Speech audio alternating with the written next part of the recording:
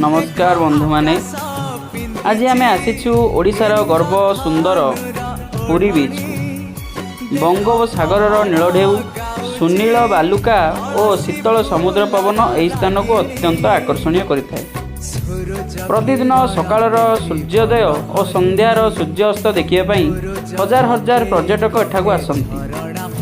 भगवान जगन्नाथक पवित्र धाम सहित पुरी बीच आध्यात्मिकता और प्रकृतिर सौंदर्य एक अभूत मिश्रण।